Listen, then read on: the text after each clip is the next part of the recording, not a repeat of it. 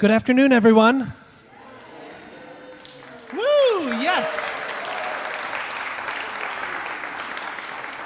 Welcome to the season finale of the third season of the St. John's Music Society.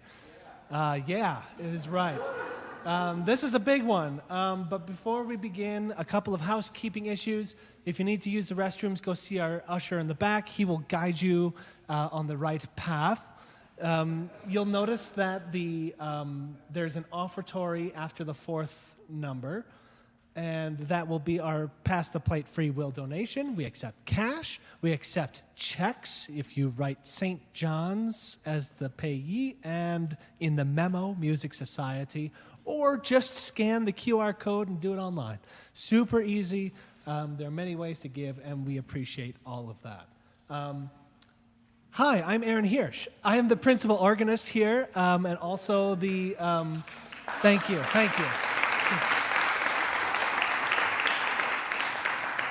And also the director of the St. John's Music Society.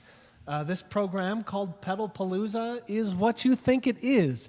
You know that organists use their feet, but I'm going to show you some of the more intense demonstrations in our repertoire.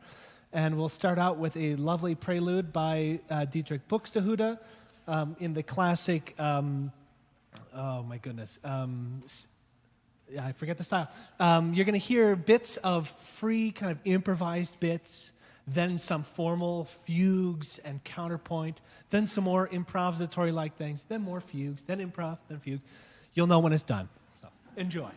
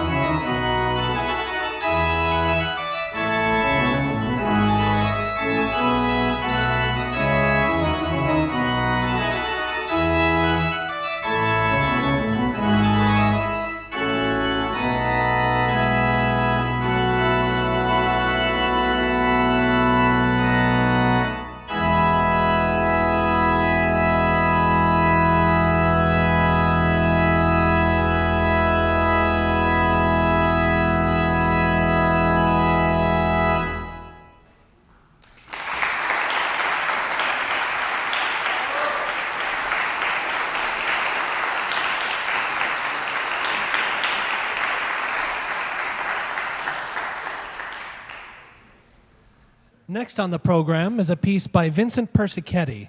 All you fans of wind band music are probably wondering, what? Vincent Persichetti also wrote for the organ?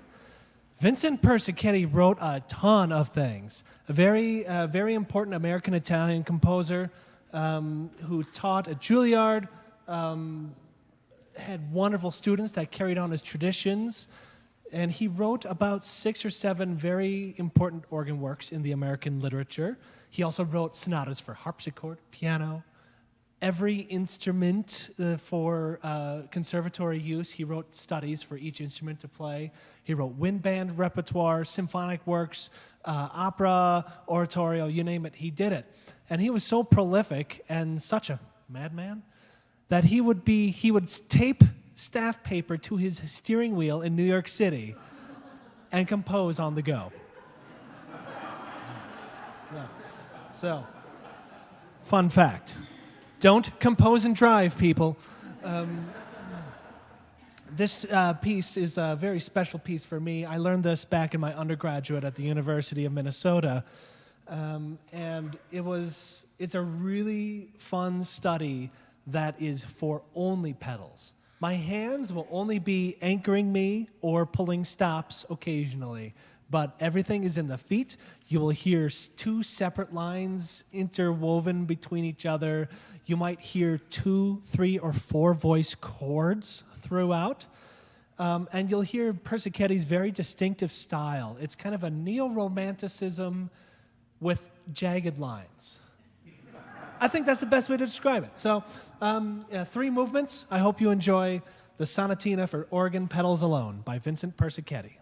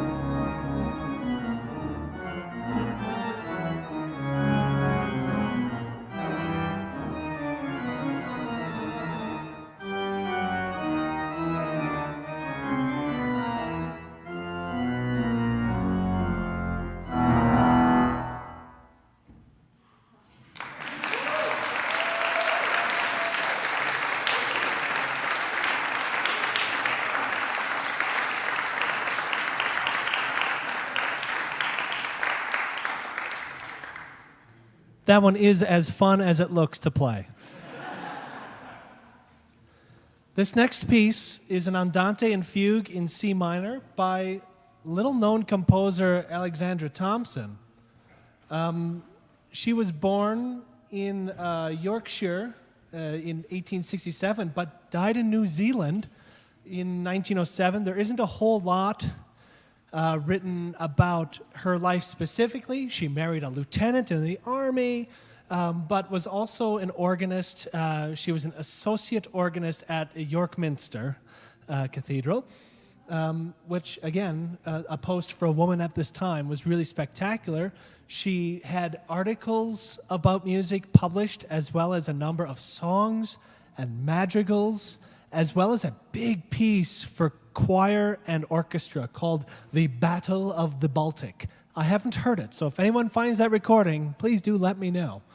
But this piece is in two movements. The first is this absolutely sweet, kind of melancholic, flowy andante movement. It's very beautiful and weaves, and I use a more subdued color palette, which is something that especially organs in England at the time might have had in a smaller space. And then we go into the fugue. You'll know it will start because the feet begin it this time. The subject is right away in the feet. It's kind of a lively kind of gigue-like feel. And it is very unique. Those music scholars in the audience might know that a lot of times romantic composers, when they write a fugue, they get the exposition done, which means all the counterpoint at the beginning, but then they give up and do some romantic stuff and play chords and stuff. Alexandra remains true to the counterpoint. The counterpoint is graceful, elegant, and is just such a joy. So I hope you enjoy this lovely piece by Alexandra Thomson.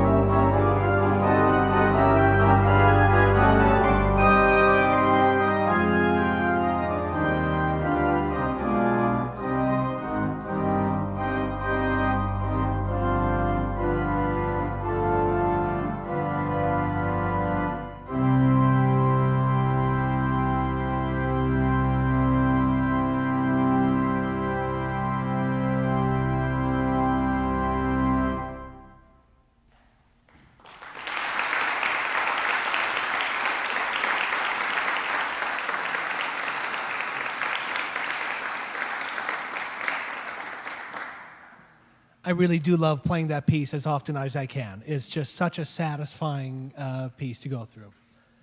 Next up on our list is a work by Margaret Sandresky, who is still alive and still composing at, what is that, 104 years old? Yes. She taught organ for a number of years out in Salem, Mass., and since retiring in the 80s, I think, she's just devoted herself to composing and has many volumes of great music. And this piece really stuck out to me. She has a number of pieces that have a lot of fun pedaling and a lot of much easier accessible music for all experience levels of organ.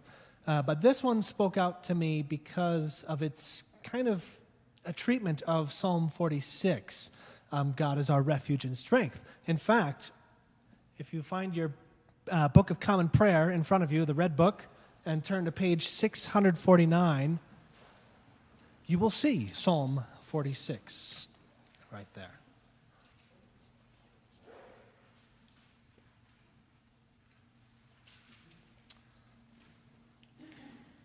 And for all intents and purposes, I mean, this whole psalm is quite lovely with beautiful imagery. But for me, how I interpret this piece is really the first bit of it, the first 4 stanzas. God is our refuge and strength, a very present help in trouble. Therefore, we will not fear, though the earth be moved, and though the mountains be toppled unto the depths of the sea.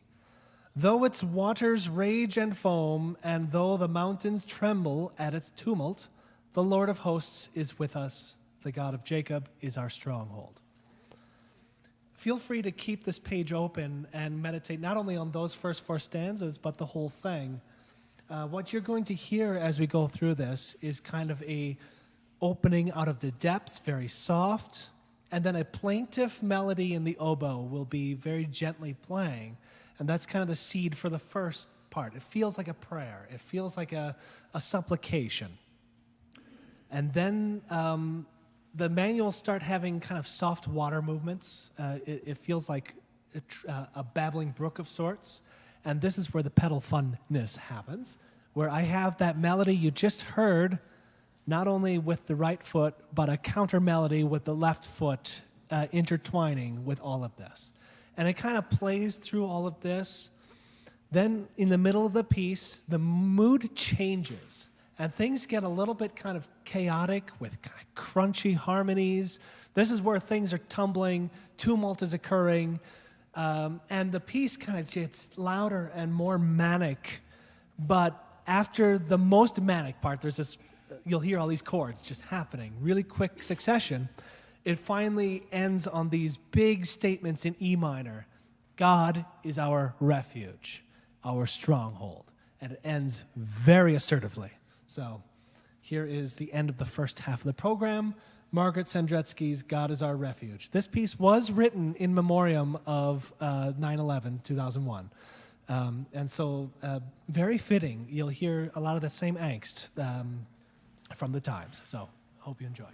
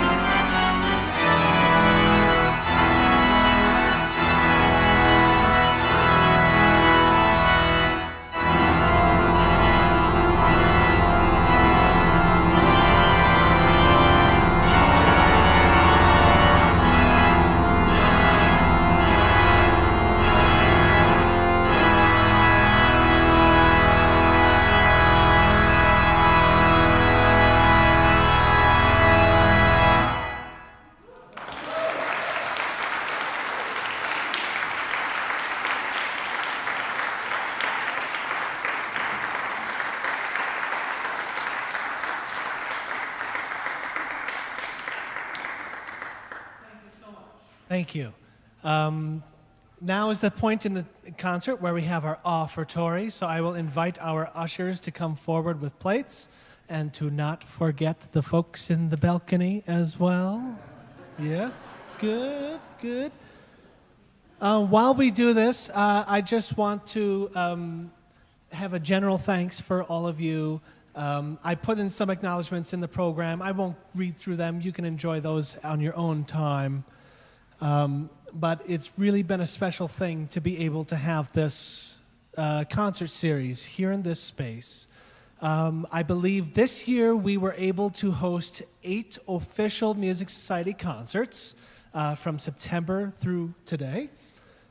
And on top of that, we hosted 3 student performances, 4, 5.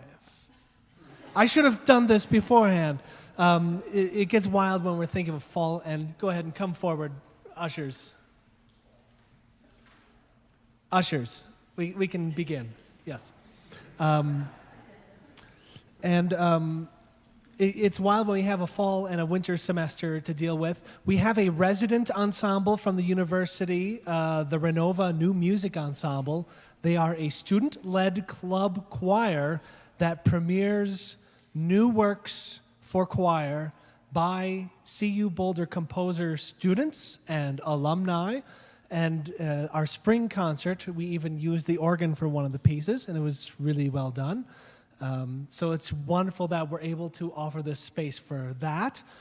We had a couple of degree recitals, trumpet, voice, and so on. And I think we had a lecture recital on the music of Messiaen as well. That was pretty fun. Our general audiences for our main events range typically between 30 to 70 or so, which is growing from the first couple of years. Those of you stalwart patrons who have been here with me from the very beginning can see a general growth. And most of that comes from your word of mouth. You talking to people next to you, your neighbors, your friends, family. These are free concerts for our community here in Boulder. You might not hear these type of programs unless you go to a university or a conservatory, but sometimes that can be daunting for just regular folks who want to come and enjoy a wonderful program. And we distill these programs so that you can get as excited about these programs as we do. And I think we've done a good job with that. We stream all of our concerts, and we've averaged about 80 to 100 people watching those videos, and the counts are still going up. If you go back onto our YouTube channel and go back and watch those concerts, they're there for you, and you can enjoy them for years to come until solar flare takes out all of electronics. So, but enjoy it now. Enjoy it now. I am very thankful, especially to Chris Myatt, who was our sponsor for today's concert. I don't think I see him out here today, but I saw him earlier today. Very much appreciated. And also all of you who contribute in any form. We collect all of this money, and we're able to help support our music ministry. You remember our April concert with the St. John's Choirs and a 7-piece chamber orchestra. That was really a spectacular event made possible, especially through everyone's involvement through this program. If you are interested in being a sponsor in the future, my email's in here. Let me know. If you have a home here in downtown Boulder and would love to host any out-of-staters, that's another wonderful way to bring community and such. Let me know. Send me an email. Otherwise, I'm going to start planning maybe in a month. I'll give me a month and such. But as always, we're going to have wonderful offerings in the future. And so thank you, all of you, for all of your help with this. After this concert, you're all invited to a slight reception in the parish hall just across the courtyard. We can chat and have light snacks and water. But I think we're ready to move on with the rest of the program. How about? Yeah. All right. Those of you who came to St. John's here this morning heard this as my prelude. The next piece is Hymn to the Fallen by John Williams from the Spielberg film Saving Private Ryan in '98. Spielberg, when he heard this music, he decided to put this particular piece as the closing credits, as, and I quote, because it stands the test of time and it will honor forever the fallen of this war, the Second World War, and possibly all wars. It's really an incredible, beautiful piece. I started out with, I thought I'd find someone else's transcriptions, but they didn't come to, they weren't at the quality that I wanted. So I ended up doing this transcription myself, being as faithful to the original orchestration as possible.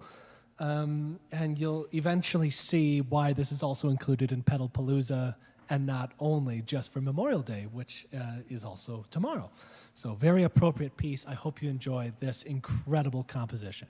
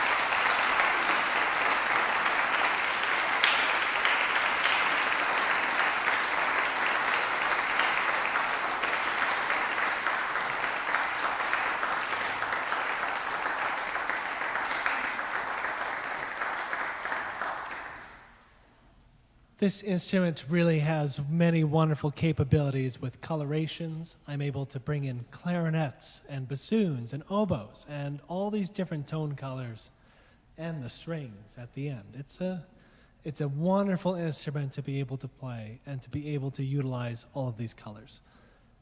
That's partially why I love doing these recitals, is you don't get to hear all of this during a service. You know, there's the function of the organ is to support the voices and noodle occasionally when, but mostly it's support for voices. And so hearing it in its solo capability, you get to hear all of the craftsmanship that went into these thousands of pipes to create what we hear today. I'm not delaying, I'm not stalling.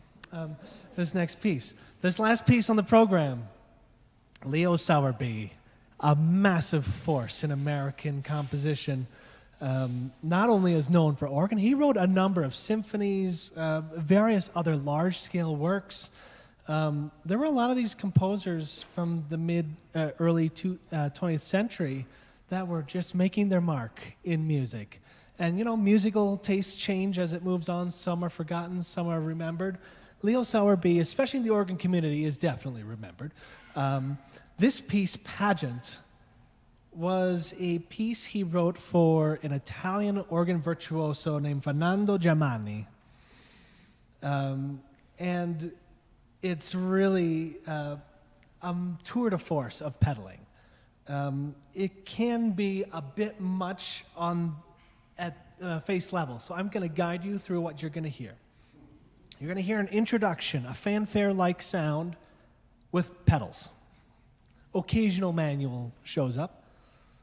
Then, after all the flourishes die down, we get to the main theme, which is played in the feet and accompanied in the manuals.